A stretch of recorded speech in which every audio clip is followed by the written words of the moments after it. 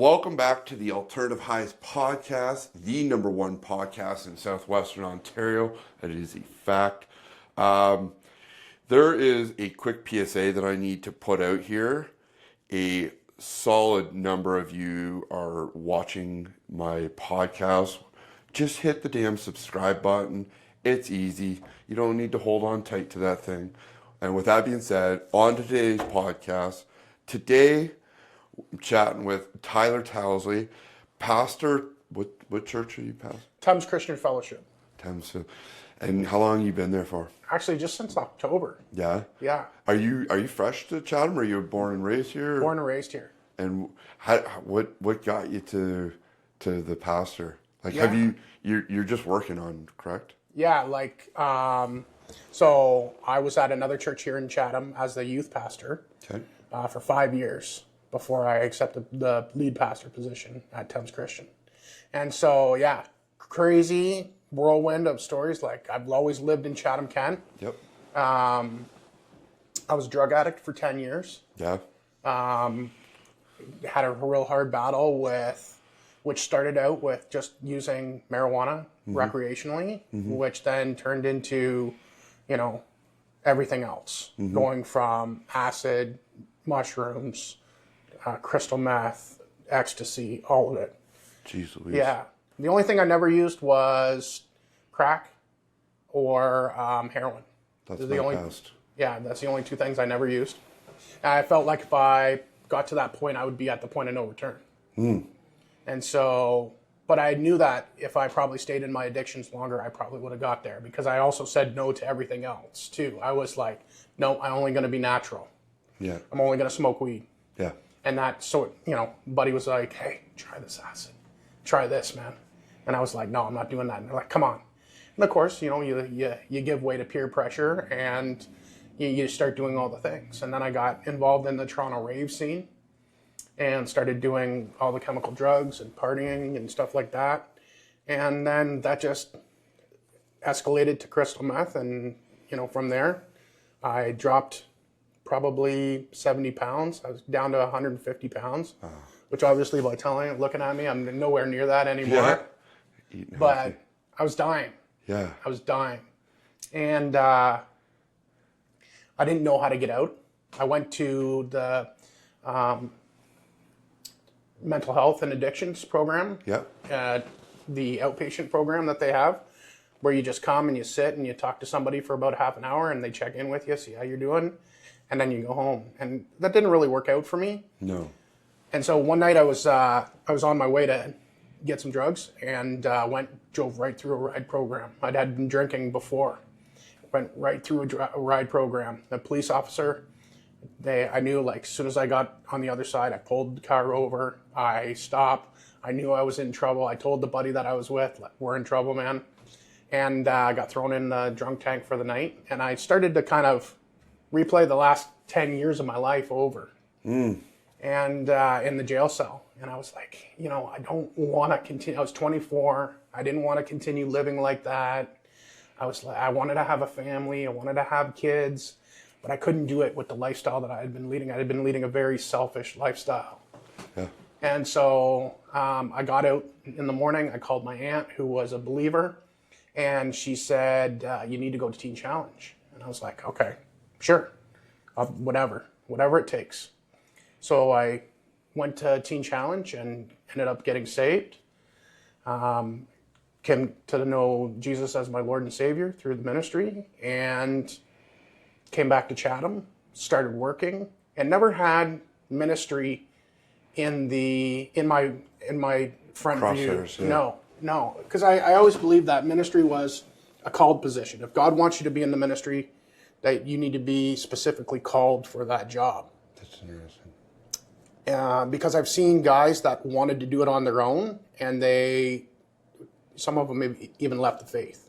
Yeah. Because it's not an easy job, right? Yeah. Some people think that we only work, an hour on Sundays or whatever, but they don't see all the things that go into that 1 hour and everything else that happens during the weekdays. People think it's the easiest job in the world, and it's really not. No. There's a lot goes into it. Can't imagine. So I never even really had pastoring on my radar I started, when I came back to Chatham, I started working at the factory in Siemens out in Tilbury. When the big three went down, I lost my job there, ended up going back to school, got my DSW, was working at a high needs, high behaviors group home in Dover. Yep. And was there for 10 years and got to the point where I was like, I didn't want to get punched in the face anymore by these kids. Yeah. Right? It was just, we were having some really difficult clients. And I remember one kid, he was like, took a slate pool table. And I'm talking, he didn't just lift it on its side, he flipped the sucker over. No. And this was a 16-year-old kid. That's And what I you was gotta like, work with. and that's what I got to work with. And I was like, I don't think I want to be 60 doing this. I don't think that I could handle being 60 doing this. Absolutely not. And so I started looking around to see what my options were, and I started working, getting towards working in the school board as a education assistant. So I thought this is what I was going to do. I was going to work as an EA in the school board. And then I was at my church. We were having this kind of renewal weekend with a pastor. They brought a pastor from out of town in, and God clearly spoke to me. Clearly, as you and I are standing here right now, it wasn't an audible voice, but it was just something that I knew that was familiar, and it was like, now is the time. And I knew exactly what that meant, that he wanted me to get into the ministry. And I was like, I went home that night. I talked to my wife about it. She was like, you're nuts. We're just in a transition for you to be an education assistant, and now you're telling me you want to make another transition into being a pastor? Like, what's going on here, man? Like, are you having like a midlife crisis or what's going on? She's looking at me like, but she's a great lady, and she was like, okay, if that's what you feel like God is calling you into, like, what do we do? How do we go about this? And so I went and talked to my pastor. I told him everything that was going on, and he was like, okay. He's like, our district at the time was having this 1-year educational program where it gives you some biblical studies and some kind of building blocks to build off of, but it was Bible college courses that were offered through our district. And so my pastor's like, I really think that you need to start off taking some of these, and then we'll see where it goes. And he's like, by the way, Tyler, like, I don't have a job for you, so I don't know where you'd work, and most likely you'd have to move away from Chatham, and I don't think that's something that you're interested in. And I'm like, yeah. He's like, but I really think that you need to start taking these classes. I'm like, okay. So I enrolled in the classes, and so that was January 2019. No, 2019, sorry. January 2019. I started taking classes. By March, April of 2019, both the youth pastors that were working at the church had resigned. Timing, right? Some would say coincidence, some would say God's providence. And so my pastor and I were talking about this stuff, and we're like, okay, like, he's like, well, we can't just go into the elders like a bull in a china shop and say, hey, we got your solution. We kind of have to see how God is presenting this. If this is what really God is presenting to us, then we need to confirm it with the elders. So we started talking about, these guys who just resigned, and the gentleman who was the chair of the board of elders says, you know what we need? We need somebody from our own city that isn't going anywhere, that we can provide stability for our kids. And both of my pastor and I are kind of looking at each other like, are you going to tell him or am I going to tell him? Mm-hmm. And he's like, we've been talking about this. Tyler, we feel that Tyler is the next man up. Tyler's been taking classes. Tyler feels the call of God on his life to be a pastor, and specifically to work here with our youth. And so, they had me leave out of the room because they didn't want to talk when you're in the room. And then they brought me back in, and they were like unanimously agreed that they felt that this was the direction that God was moving towards, that I was going to be the next youth pastor. And so was there for 5 years, had an awesome ministry there.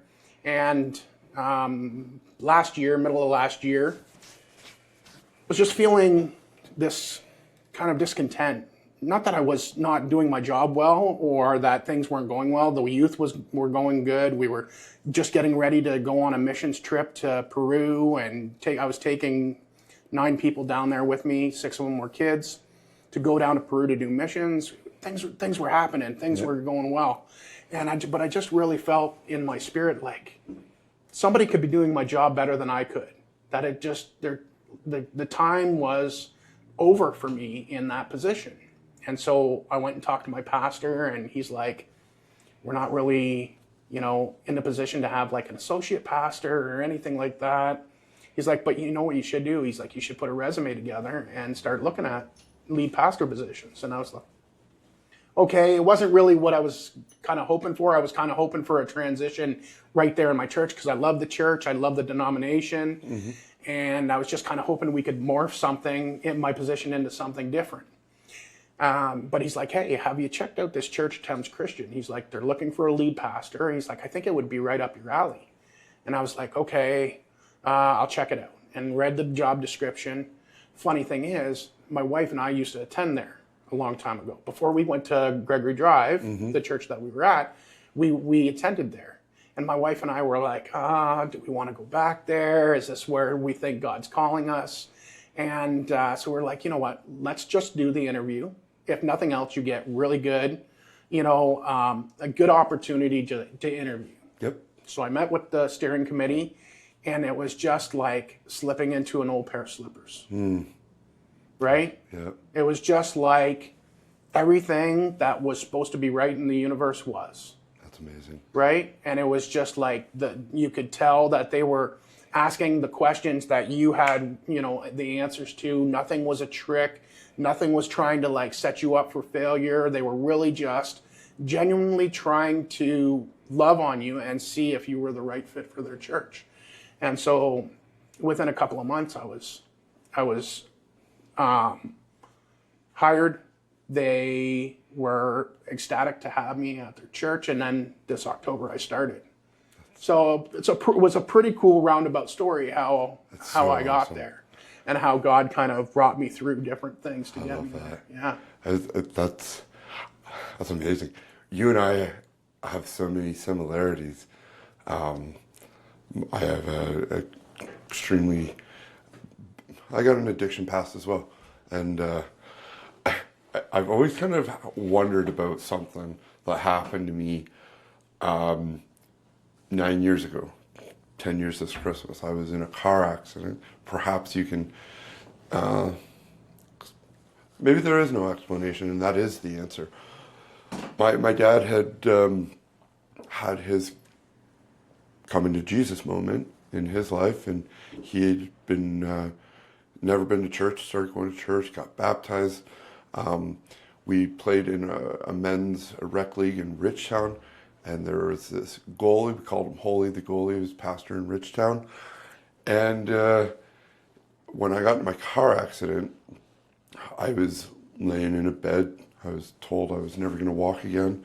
I had a severe spinal cord injury and broken my lower back. After weeks of being in London, I was shipped to Chatham as I await a bed in a rehab facility. So I had all my friends and family were able to come and see me from this area. My dad said, hey, do you mind if Holy Goalie shows up to you? Like at this time, I'm not, there's no firing in the bone or in the muscles. There's no leg movement. There's no nothing. Like, I'm not loving life. Right. I don't care who comes around me.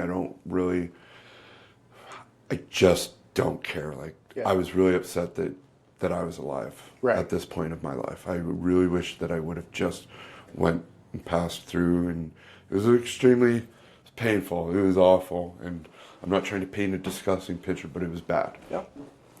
So I said, whatever, Dad. Do your thing.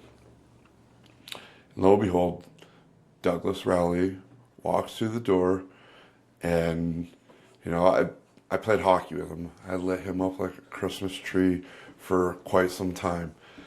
So I love the guy already. And he's like, hey, Dustin, we have our small talk. And then he's like, And I'll be real honest with you, like, I may have been, I said I was an atheist. I don't know if I was trying to say that to hurt my dad's feelings or something. I don't even know why I was saying it. But I said it previous to this happening. So Doug asked if he could pray with me. And this is the first time telling this story out loud, especially on my podcast.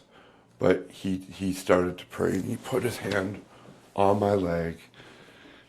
I don't know the words that were said. I was not there, because within seconds, my big toe clicked. It fired. And I tell you, the wave of emotions that came over me in that moment, because it was very clear to me, coincidence? Yeah. Doesn't seem like it when you got that one person who's very much trying to show you that he wanted to pray with me. So I had my big toe click. And from that moment, every day in the hospitals, I spent an hour a day in a chapel, wherever I was at, whether it was London, Chatham. And that moment forever changed the way, and I mean, I became a terrible drug addict after that, pill popper, alcoholic. I was arrested for trafficking. However, once I sobered up, I kind of circled back around to that moment. And it's been in my mind. I've questioned many people.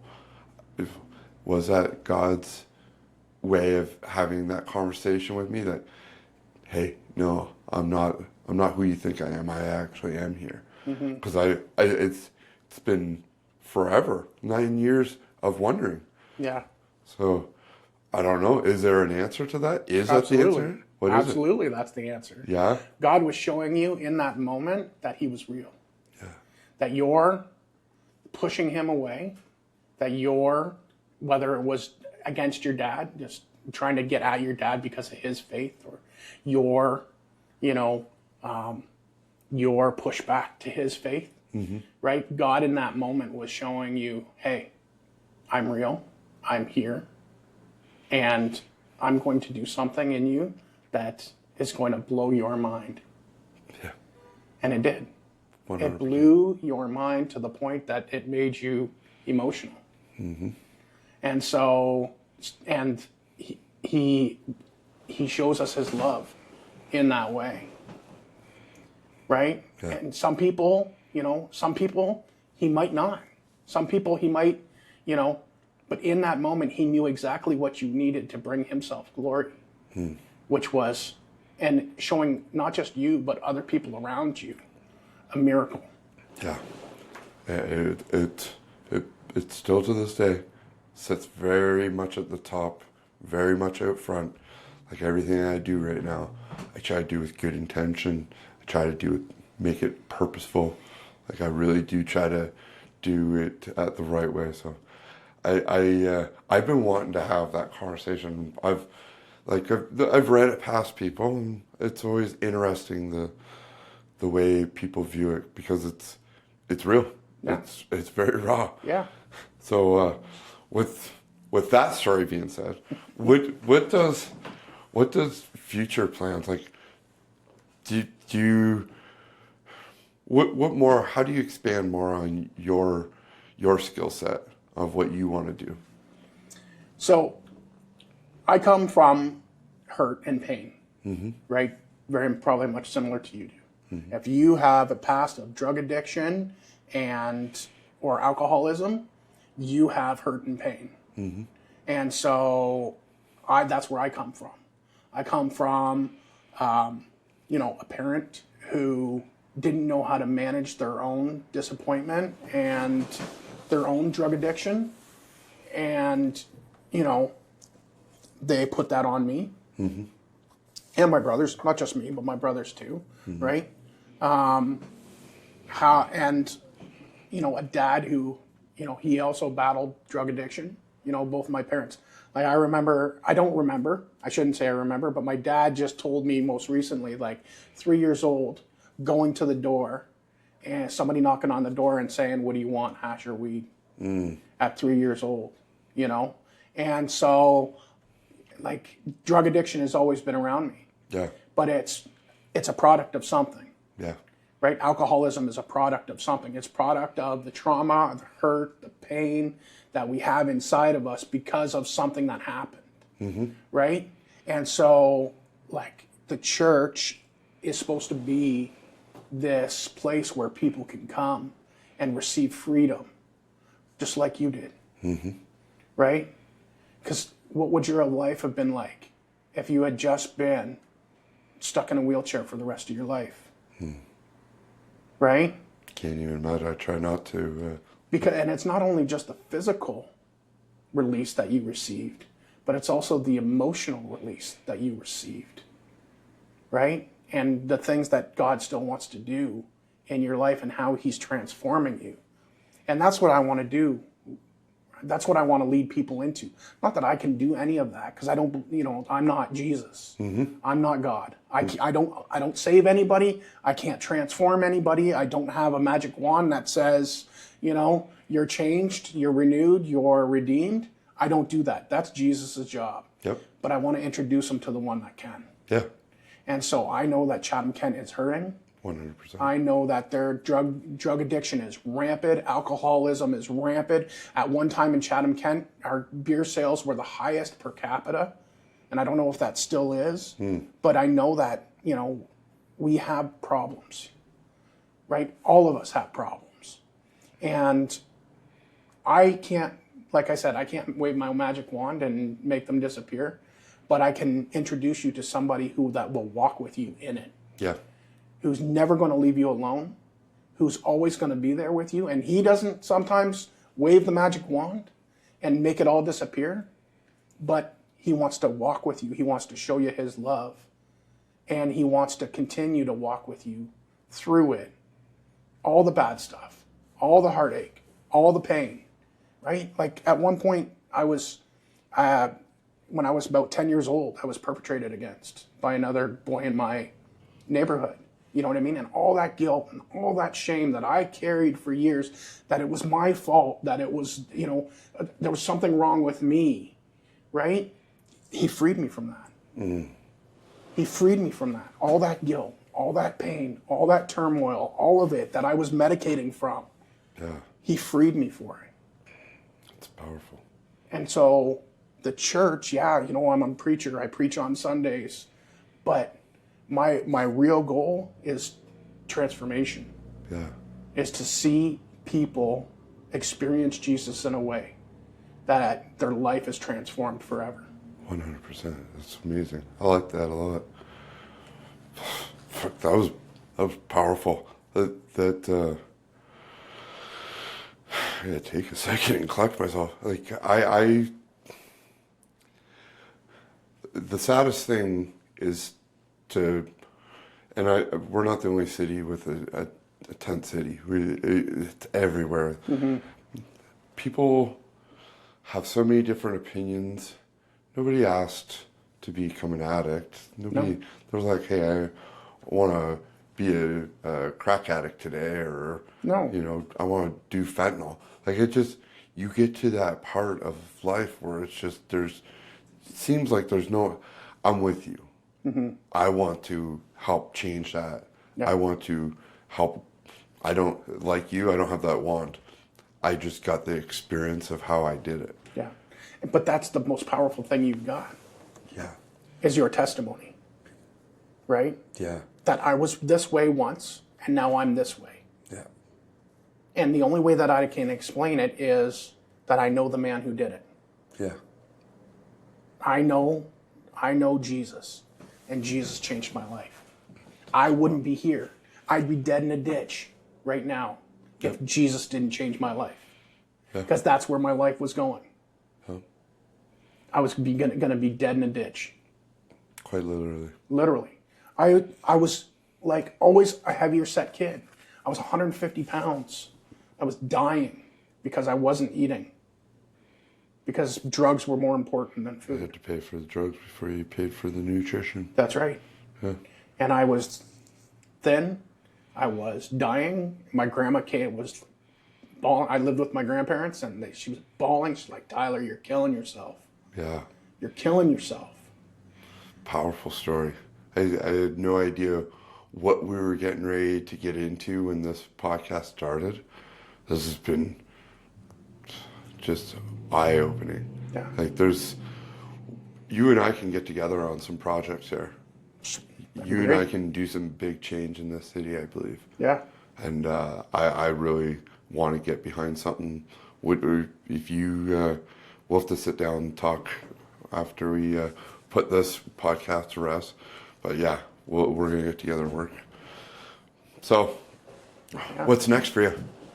Well, we're just trying to grow the church. Yep. That's the biggest thing. And the church is a beautiful, loving church. I've never been into a church where these people care so much for each other and for the other people that come into the church. Yep. Like we just recently had a couple, a girl, she's probably in her 20s, and her niece come into the church. And to watch these ladies who are 60, 70, 80 years old love this little girl like she's never been loved before. Like, I just heard on Sunday that they were like, she wasn't there that Sunday. She probably had something else going on. And the one lady was like, I've already started to buy her Easter stuff. That's right. Good. I like that. You know what I mean? Like, I've never been into a situation where there's so much love in a place. Yeah. And, but it's all older people. And so people come walk through the door and they're like, oh, it's old people.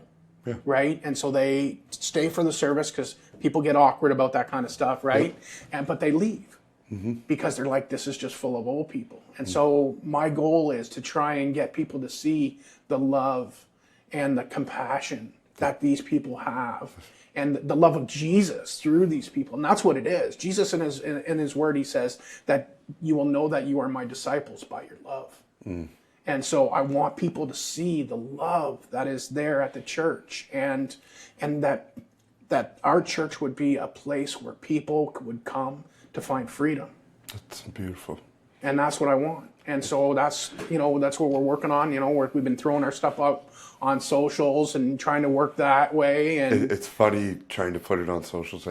People don't understand. And this is a quick just to throw on to you with the older generation. I'm in the gym 7 days a week, whether I work out or I just go there to sit.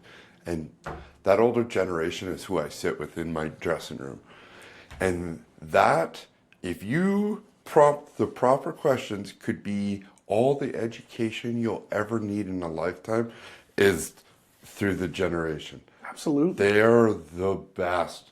I live for my early mornings with the old boys. You know?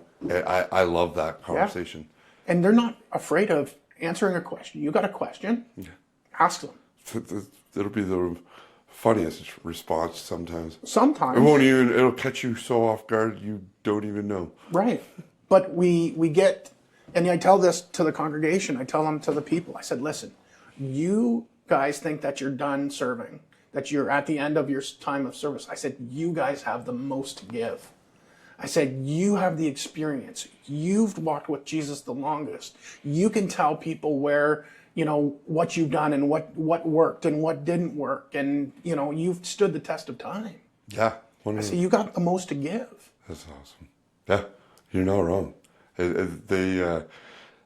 I'm sure they feel like the most unappreciated generation. They do. And I've never actually asked that question, but I'm sure they have to. Well, because they get to a certain age and then they're kind of shelved, right? They're kind of put aside because they don't move in the way that they used to, or they don't, they're not, in our generation, so they don't understand the same, lingo that we do. So we kind of shelf them a little bit. So they do feel, I can understand that. Yeah, they do feel a little bit ostracized, especially when I've got some people that are in homes, right, in the retirement homes and stuff like that. And so I try as much as I can to go visit them. You just seem like a really great dude. Like, thanks, dude. You get around and make sure I like that about you. Tyler, what a great conversation. We're going to have to do this again later in the year. Yeah, man. Appreciate you. Hey, thank you so much for having me. Yeah.